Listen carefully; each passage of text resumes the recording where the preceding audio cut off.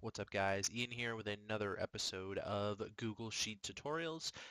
Today we will be talking about intermediate formulas. So welcome to intermediate formulas. I would suggest that you check out formulas for beginners before you come to this, because I will be talking about quite a few things that we covered in that. You'll notice that I've already got some data input on this sheet. This is just some things that I thought would sort of fit the idea of what I want to talk about today. So the first thing that we're going to be talking about is cell referencing. This is kind of an important tool in any kind of Google Sheet. If you're trying to get some data moved across another cell and it could potentially change at some point, then this is what you're going to want to be doing. So as you can see here, we're on the data sheet, which is the first sheet that I created. We are working with some numbers here. I sort of chose an accounting perspective here because that's sort of what I know. I'm a TA and I get my third years to do a master budget project, and they are required to cell reference almost every single cell. So that's sort of where I got the idea from. So first, we've got some inventory things here: products on hand, budgeted products to sell, and a required number to order. Excuse me. These are all values that I just came up with, but we're working with the years 2014 and 2015. Again, random years that I came up with too. So let's say you have $1,000 worth of product in hand. That's inventory in your warehouse, and you have $2,000 that you've budgeted that you're going to sell this year. Therefore, you need to order another $1,000 worth of inventory to be able to make that up. It's just a basic subtraction formula here to get the answer for that. Same thing with 2015. End up with the same answer due to subtraction. Then we also have some employees on payroll. Looks like we've doubled our staff over the next year. Therefore, our wages owed is also doubled from 900,000 to 1.8 million. And that's sort of where you're going. This is a very basic data sheet. It's only covering two things, but it sort of gets across the point that I wanted to do. So you'll notice we're on the data sheet. Only two of these were calculations, but they can change. That's the thing, is if you change the data sheet, then these calculations will change, and therefore your cells that you're referencing will change as well. So we'll move over to the inventory sheet here really quickly. If you haven't watched the intermediate formatting video, then you maybe don't know what I've done with this table here, but I've sort of um, created a table, merged some cells, put in some borders, filled in some stuff. You'll notice that there's one number filled in here. This is basically copying out what we have on the data sheet, but into a nicer format. And yeah, because obviously you're not going to want to show a client this. It looks nice and ugly. This looks a little bit more pretty, something that the client can understand maybe a little bit better. So yeah, let's talk about cell referencing then.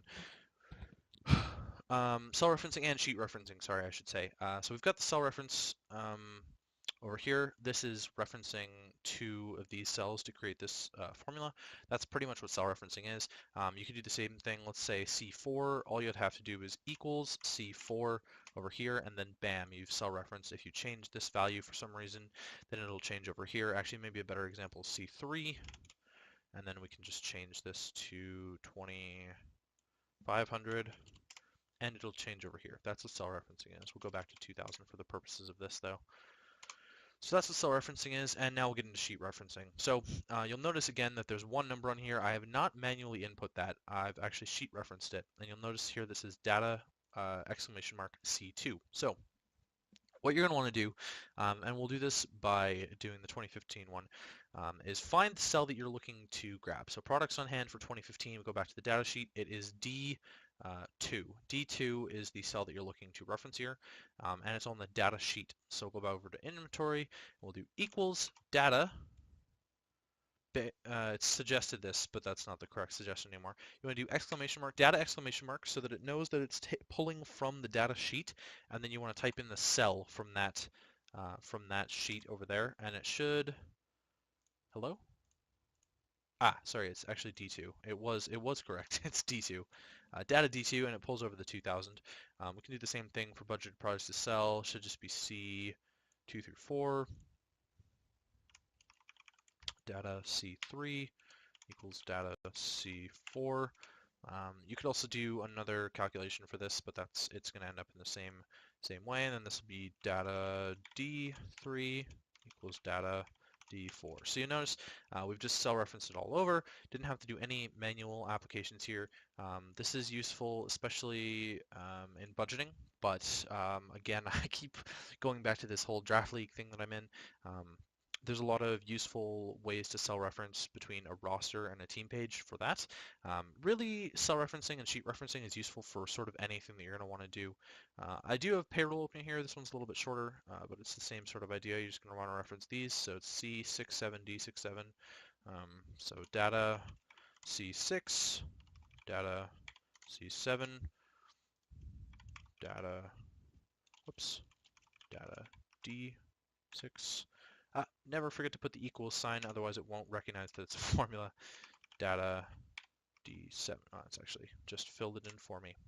So nice and filled in now with some sheet referencing, and you didn't have to manually type in the numbers again, just reference the sheet.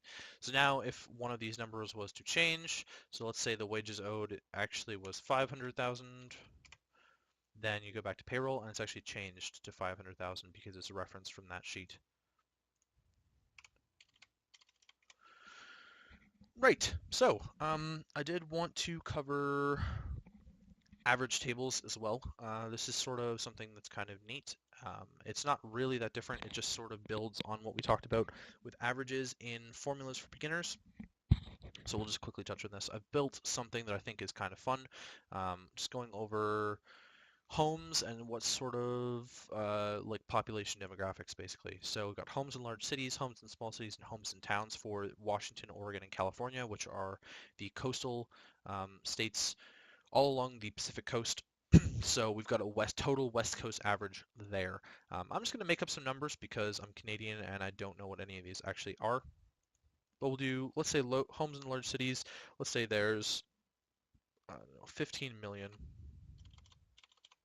in Washington.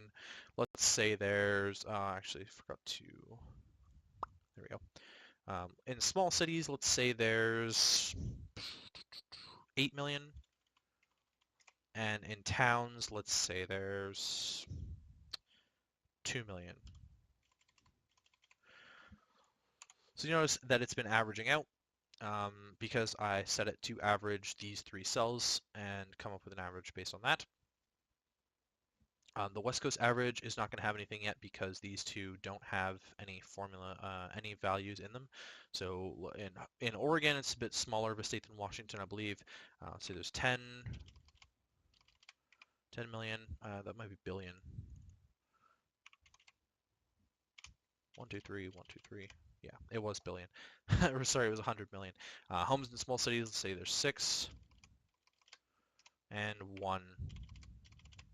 And now that's average. And then California is bigger, much, much, much bigger, but we'll just extrapolate a little bit. 20, 10, and 2. Well, let's say this one's 3. 3. This one averaged quite nicely, actually, but I'll be able to... Oh, why is this not working? B6 to E9. That's why. Should not be that. It should be D6. There we go. Now that one's averaged nicely as well. And this is actually correct because I sort of went in between.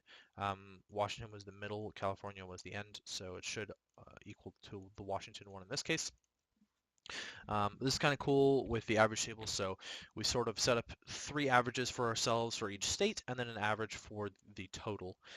Now, one thing I did want to touch on a little bit in intermediate formulas is sort of reducing decimal places. That's kind of something that doesn't spring up super often unless you're using a lot of decimals and formulas that involve decimals. But we can actually shrink these or make them larger.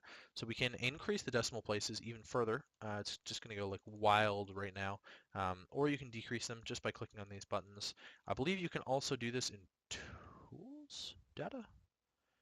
There's somewhere that I believe you can do this.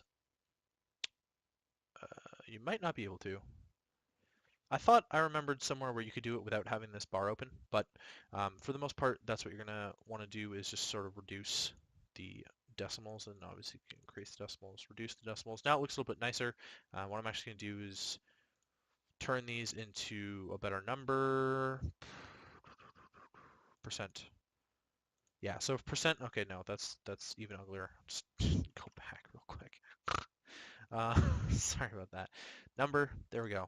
Now they're all nice and decimaled out and commaed and stuff. And the decimal places have returned, so we'll just reduce them again, reduce them again, reduce them again. But that's sort of what I wanted to cover with the average tables. I wanted to talk about the importance of having a data sheet. So if you're doing any sort of sheet referencing or average tables or anything like that, now I didn't add any of this to the data sheet because I would just want to talk about averages in particular, but the importance of having a data sheet is really useful. To reference over to other things. So like I talked about earlier, it's really important, especially if you're running with numbers that change quite often or can change in the future. It's very important to have the data sheet to pull from. Going back to the Draftly community once again, many documents contain an admin sheet that can be changed and they reference directly to the team pages with things like the team name and stuff like that. So if you need a replacement, then you can pull that out of there. For the most part, the admin sheet is there just for one person to edit so that it doesn't um, so that it's not a problem if someone gets in there and suddenly starts like changing random things, and then you can all of a sudden you can rig it where one person has just like moved themselves up in the playoff race, giving themselves wins that they didn't get, things like that. So having the data sheet is there, and I'll talk about this right now actually as well. So a way to get around that is you can actually protect the sheet, and we'll just say it's the sheet. It's all of it. It's all of data. Set permissions. Restrict, only you can edit it. You can customize it based on how many people have editing access, but you can do that.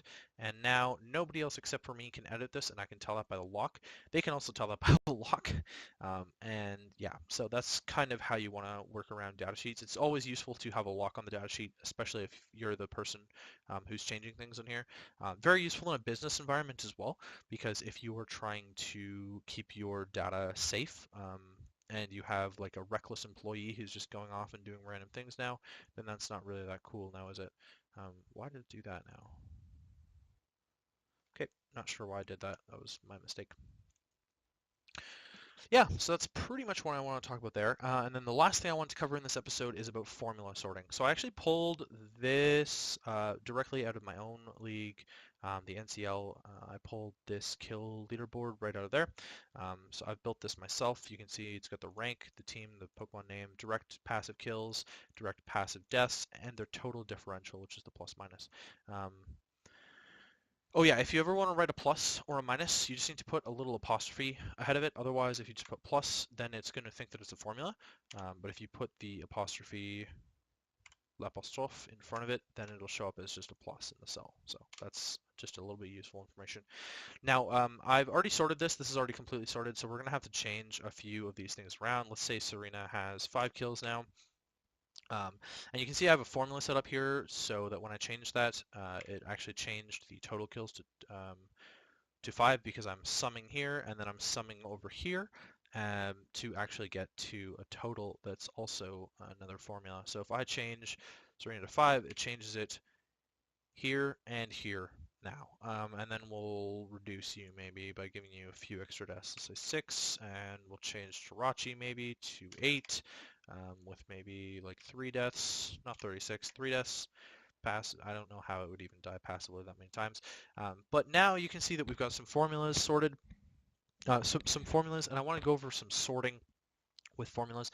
We did talk about sorting in intermediate formatting, but I thought that this would work out a little bit better in the intermediate formulas because we're sorting with formulas. Now, last time we had sorted with a few formulas, but this is a little bit more extensive. You can see there's 6 cells that go into the formula and a 7th one that records the formula. So if we were just to sort sheet L, then it's going to reorganize things. You'd have to manually go through and change the rank. Whoops, that's not what I wanted to do. You could, again, sort by the rank, and then it'll bring it one way or the other, so we can sort A to Z. And unfortunately for us, sorting A to Z is actually a pain in the ass, because it lowered our titles all the way to the bottom here, so that's not really what you want to do most of the time. Don't really want to do it that way either. But yeah, so we've now sorted properly by that. We can actually sort by the total kills over here as well, and then it just changes the ranks again. Sort by the total deaths, same sort of thing, it just changes the ranks again. That's hilarious that I just did that. This should actually just be 1. It's doing quite well. And then we'll resort. by that, and there you go. Yeah, so that's sort of all I wanted to cover was just some formula sorting, an average table, and then some data sheet things and some cell referencing and sheet referencing. So yeah, that's all from me. Next up in the series is actually going to be some exclusive to Draft League document creation episodes. Had a few things planned for those, and keep an eye out for that, and I will catch you guys later.